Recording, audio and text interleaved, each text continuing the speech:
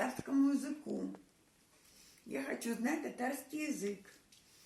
А папа говорит, в Казани все знают русский язык. В Казани ты можешь обойтись без татарского. В Казани все знают русский язык, папа сказал.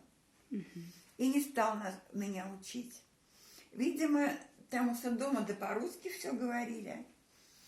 И в военных частях жили, с русскими только общались. Вот.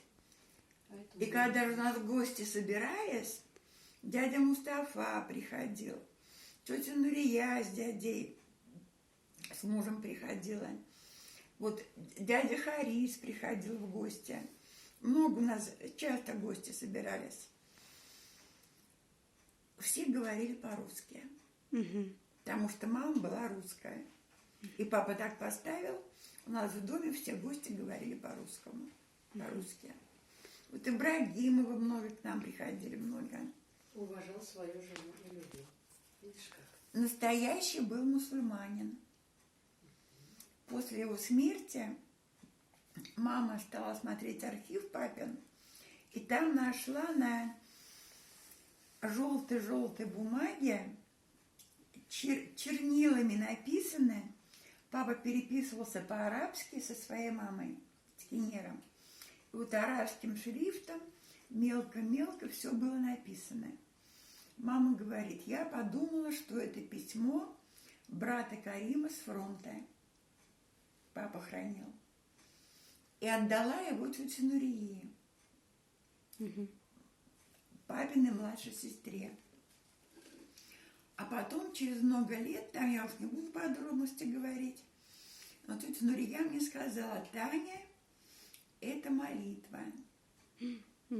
Папа всю жизнь хранил молитву. Даже в части, вот где жили все, да, он в документах хранил эту молитву татарскую. У мусульман же так принято. Да. Хранить молитву. И мне сказали, я говорю, как-то спросила, чем отличаются мусульмане от татар, мужчины? И мне сказала этот мужчина, мусульмане очень ценят, очень любят своих жен. Очень высоко их ставят. И вот когда мы приехали в Казань в 69 году, маме было 49 лет. Но папа не разрешил ей здесь работать. Сиди дома, готовь обеды, следи за девчонками. Я пенсию получаю и работаю, нам хватит. Чтобы мама не работала. И очень берег маму. Очень берег, очень любил маму. А он вспоминал военные годы? Вам военные рассказывал? Годы очень мало вспоминал. И всегда говорил, доченька, мы завоевали для вас мир, войны больше не будет. Вот так. Так говорил. А как вы праздновали День Победы? Праздновали Всегда как? собирались гости, да? Это дома? Дома. То есть для вас это был очень большой праздник? Ну, праздник, да. В части, когда жили, парад был. Да.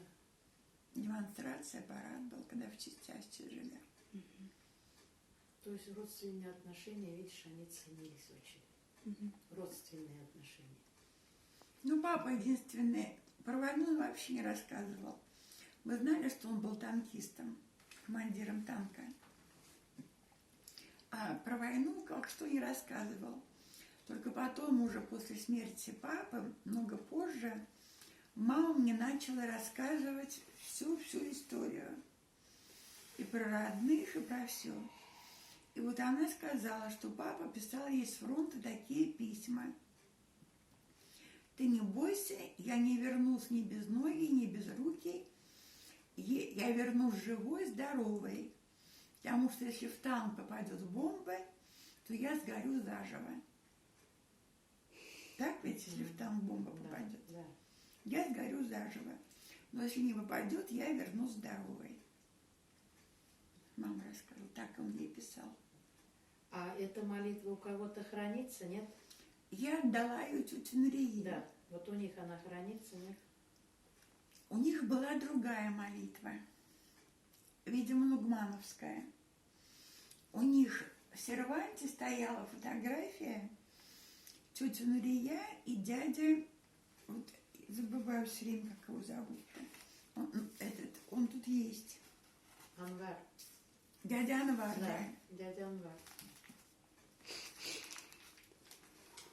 А что-то Фердаус. Это вот это. Еще фотография не наклеенная. Привезли? И все время стояла эта фотография. Это.